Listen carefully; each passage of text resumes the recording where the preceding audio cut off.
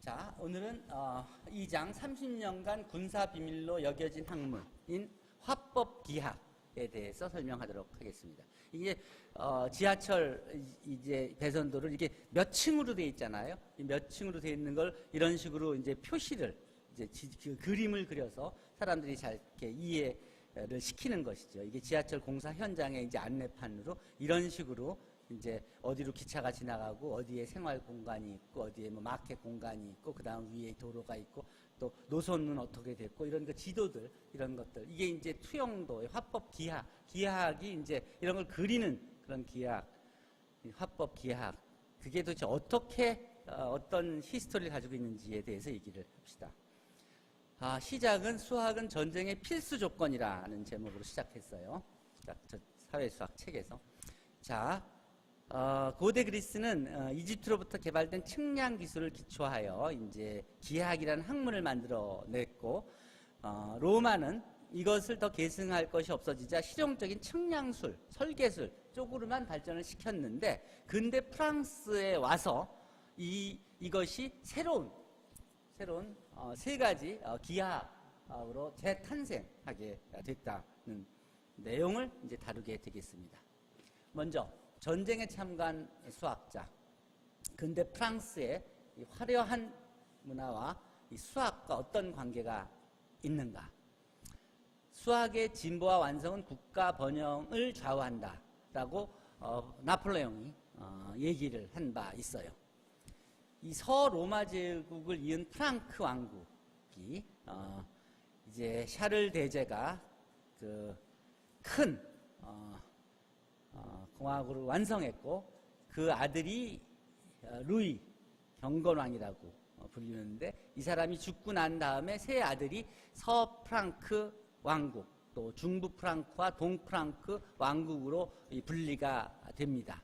이게 이 프랑크 왕국이라는 게 이제 뭐 라틴어, 독일어, 프랑스어, 이탈리아어로 각각 이렇게 읽어지는데 5세기 말 게르만족의 한 부족인 프랑크족이 현재 프랑스, 독일, 이탈리아를 아우르는 지역에 세운 이제 왕국으로서 현재 독일, 프랑스, 이탈리아를 형성한 것으로 평가되고 있습니다. 자, 후에 이 프랑스가 된 서프랑크 왕국은 987년 프랑스 왕조를 수립한 이래 20세기까지 인접국가와 끊임없이 전쟁을 치릅니다. 당연히 위치가 서유럽의 중앙에 위치해 있고 평탄하고 비옥한 토지를 가졌으니까 주위에 다른 그 땅이라든지 산세가 험하고 또 농토가 좋지 않은 나라는 그 땅에 욕심을 낼 수밖에 없고 그러니까 전쟁이 끊어질 날이 없죠. 그러나 프랑스는 16세기에 이제 절대 왕정을 확립한 이래 전성기를 맞아서 대국으로 발전했고 많은 수학자를 배출했습니다. 이 많은 수학자들이 다양한 형태로 전쟁에 관여하였으며 특히 나폴레옹 시대에는 뭐 장관, 고위직으로 활동한 수학자도 많이 있습니다. 이 나폴레옹이 수학의 중요성을 인식한 것은 자신이 사관학교 출신의 포병장교였다는 것과 무관하지 않은데 이 나중에 몽주와 같은 수학자를 파리 육군사관학교의 교장으로 임명했고 또 국방부 산하의 에콜 폴리테크니크 공과대학의 졸업생 중에는 해서 많은 수학자들이 탄생했습니다. 자, 기하학은 기원전 3세기에 유클리드 기하학이 만들어진 이래 누구도 다른 기하학이 존재한다는 생각을 거의 하지 못했는데 그런데 이 프랑스인의 민족성, 미적 감각, 또 시대의 요구 등 이 여러 가지가 합쳐져서 프랑스 특유의 환경에서 새로운 기하학이라는 중요한 수학이 차례로 탄생합니다. 자, 전쟁이나 혁명에 관여한 프랑스의 수학자들을 보면 16세기의 비에트가 스페인 전쟁에서 아모헤드로 기여를 하고 데카르트가 뭐 그 좌표 기하학 여러분 이제 모눈종이 같이 좌표 기하학을 30년 전쟁 기간 동안 탄생시켰으며 18세기에 라그란주는 탄도 연구, 또 몽주는 화법 기하학, 르장드르는 타원 적분 뭐 등등을 뿌리에는 급수를 또 이 프랑스 혁명 기간에 19세기에는 뽀아송은 수리 물리학, 봉술레는 사형기학, 그 러시아 원정 전쟁에서, 또 코시는 해석학, 또 갈루아는 그룹 시어리를 만들어냅니다. 이 중에서 별표 붙은 게 파리 육군사관학교의 졸업생 또는 교수였던 사람들입니다. 이 나폴레옹은 이제 코르시카에서 1769년에 태어나서 포병 사관으로 프랑스 혁명에 참여하고 군사령관으로 이탈리아의 원정도 갔고 이집트 또 원정을 갔었고 1804년에 황제로 취임해서 그 다음에 이제 트라팔가 해전에서 영국에 지고 러시아 원정에서 참패하고 1821년 세인트 헬레나 섬에서 사망을 했죠. 이 위치가 이 사관학교, 이 육군 사관학교 위치가 어디냐면 여러분들이 그 에펠탑 혹시 가본 사람이 있을지 모르겠지만 에펠탑 앞에 여기에 큰 공원이 넓은 공원이 있죠. 사진에서 보면은 요 앞에 요게 이 연병 이게 이 공원이 그 밀리타리 아카데미의 그 연병장이었던 겁니다. 이게 밀리타리 아카데미고 그 사진을 내 직접 가서 찍은 걸 한번 보여줄게요.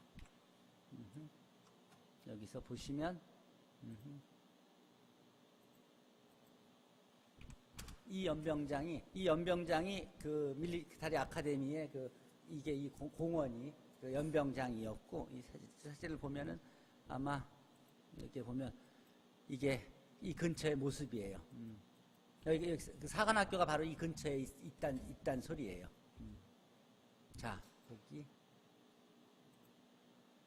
자, 에펠탑 옆이 그 정도로 중요하게 생각을 했던 사람이 그 역사를 만들어낸 거예요. 자, 먼저 이 대포 또 요새 이 공격은 최대의 방어라는 속담이 있듯이 아무리 평화를 사랑하는 양숭한 민족이라도 이 풍요로운 환경에 좋은 지역에 산다면 주위의 국가로부터 공격을 당하지 않을 가능성이 거의 없으니까 이제 그런 민족은 그럼 이제 자연스럽게 공격보다는 이제 그 자신을 보호하기 위한 대응책을 적절히 취할 필요가 있는데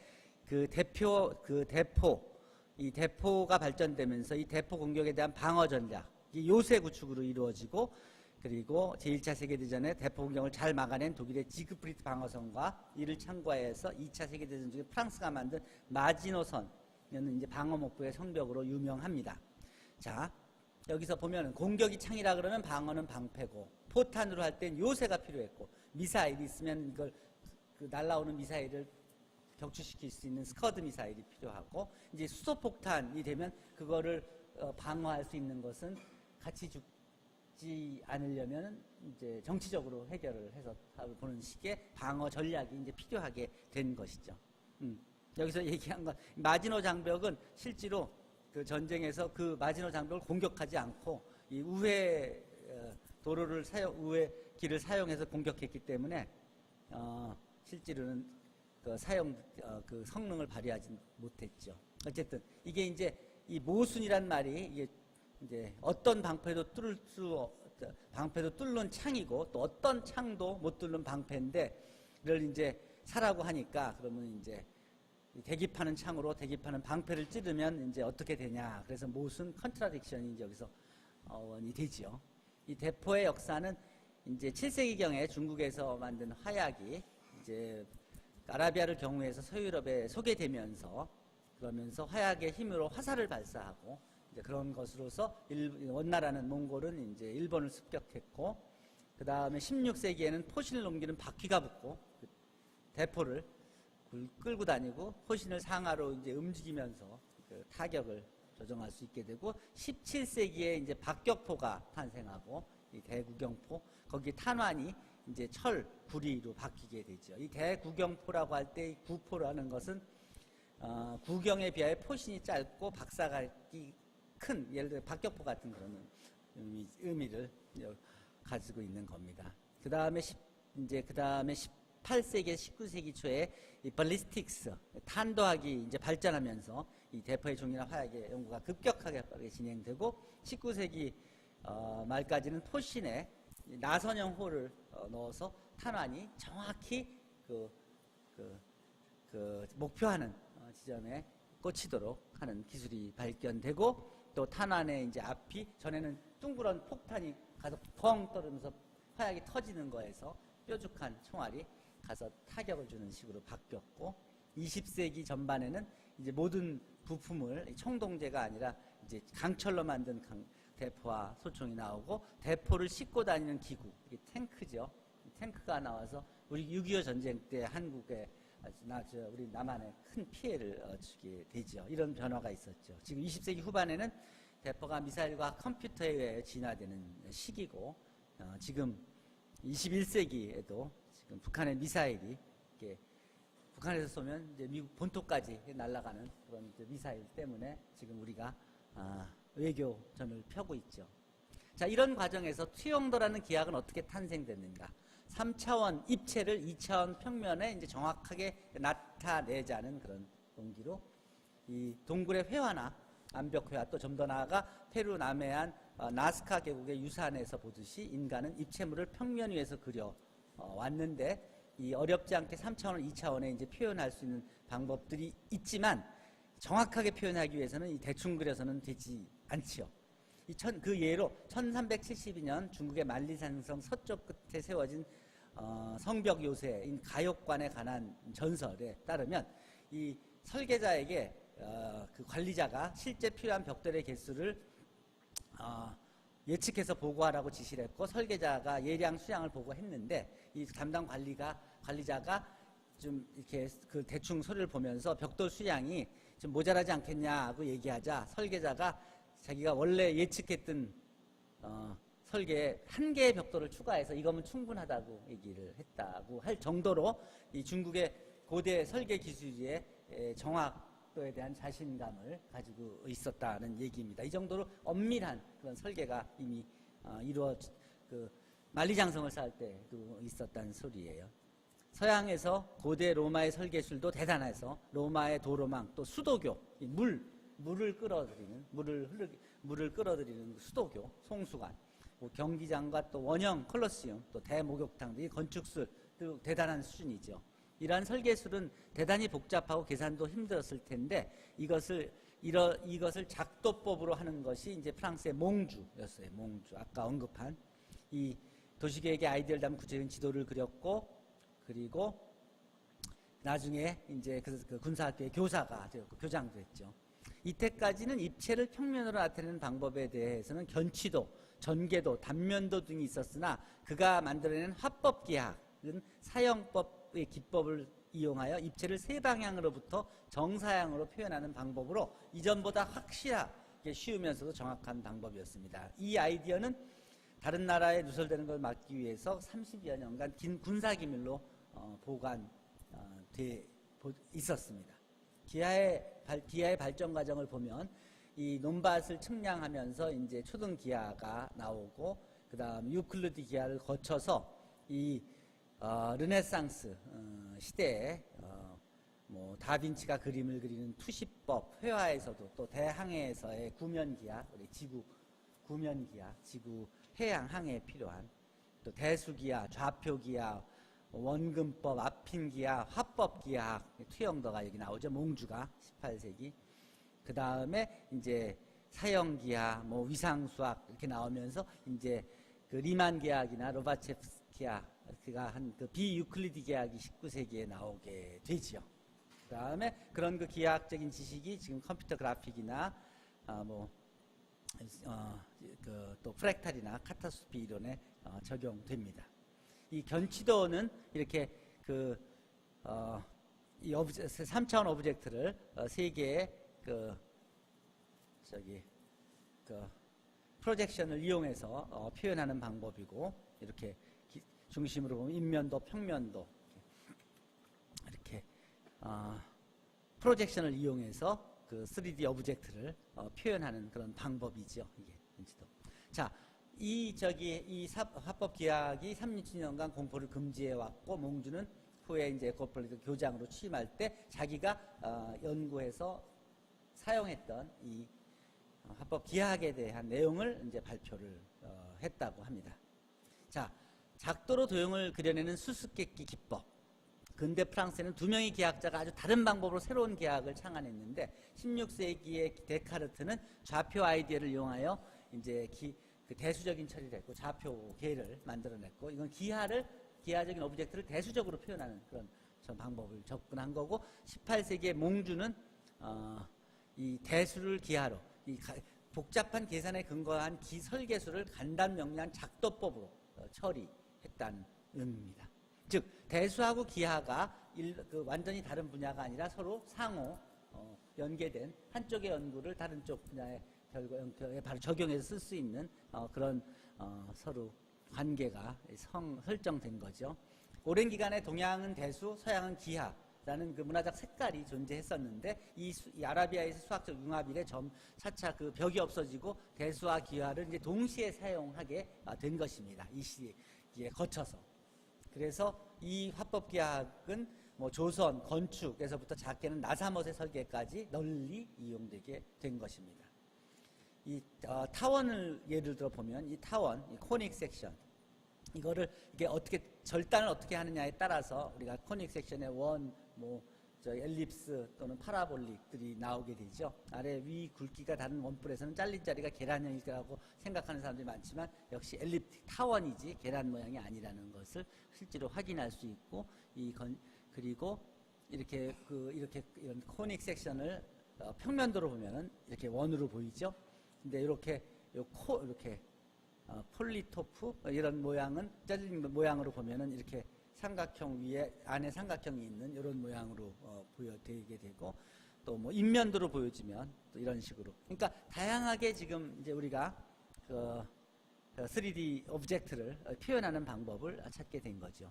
수영도에서 평면상의 정확한 위치, 형태, 실제 길이 등을 표현하는 것이 가능해진 것입니다.